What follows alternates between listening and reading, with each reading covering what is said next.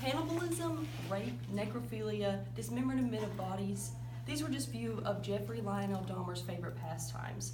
Of the 17 people he murdered between the years of 1978 and 1991, all were younger men and teenage boys, ranging from the ages of 14 to 36 years. What compels a man to engage in such repulsive acts? Jeffrey Dahmer will remain to be one of the most studied and known serial killers, sex offenders, and cannibals for generations to come due to the severity of his crimes.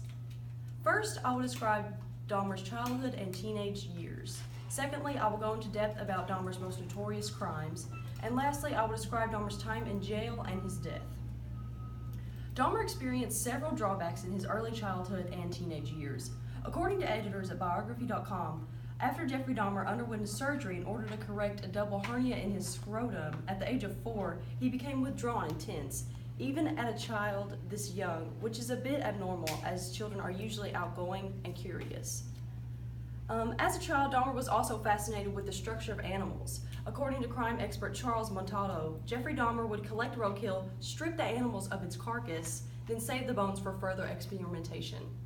Although such an operation can cause a lack of self-esteem on oneself, the editors of biography.com states, Dahmer claims that his compulsions toward necrophilia and murder began around the age of 14, but it appears that the breakdown of his parents' marriage and their acrimonious divorce a few years later may have been the catalyst for turning these thoughts into actions. Jeffrey Dahmer's crimes were especially out of the ordinary, revealing a hidden range in psychopathic behavior hidden deep within himself. His crime started in 1978 with the murder of 18-year-old Stephen Hicks. Shortly after graduating high school, Dahmer picked up Stephen Hicks, who claimed to be hitchhiking to a rock concert. Hicks agreed to have some beers with Dahmer.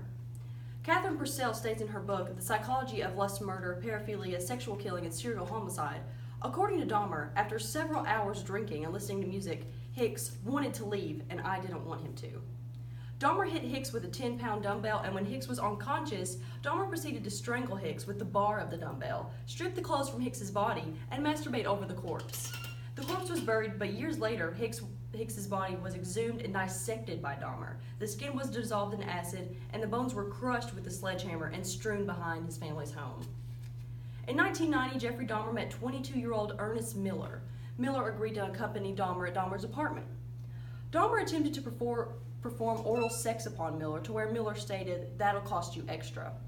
And Dahmer then laced a drink with sleeping pills, then gave it to Ernest Miller, then slashed Miller's carotid artery using the same knife he used to dissect his other victims' bodies.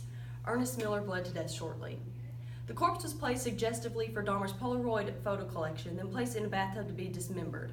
According to Brian Masters, author of The Shrine of Jeffrey Dahmer, Dahmer kissed and talked to the severed head while cutting other parts from the body. The flesh and other organs were boiled, and the severed head was placed into a refrigerator after being painted with enamel. Some evidence photos here show 2 skulls that was left by Jeffrey Dahmer, and here are some human remains left in a refrigerator that was found by the FBI. Jeffrey Dahmer pleaded guilty to 15 murders, to which he was convicted of 15 life sentences to be served at the Columbia Correctional Institute in Portage, Washington. He was convicted on February 18, 1992. During his first year, Dahmer was placed in solitary confinement due to the severity of his crimes and his psychopathic behavior. Jeffrey asked a detective for a Bible, and that was granted, and Dahmer had apparently devoted himself to Christianity, becoming a born-again Christian. In May of 1994, Dahmer was baptized by Roy Ratcliffe in a prison whirlpool. After baptizing Dahmer, Ratcliffe visited Dahmer in jail weekly until November to speak with him about Christianity, death, and sin. Jeffrey Dahmer was murdered while serving his 15 life sentences on November 28, 1994. Dahmer was allowed to leave his jail cell in order to complete work he had been assigned.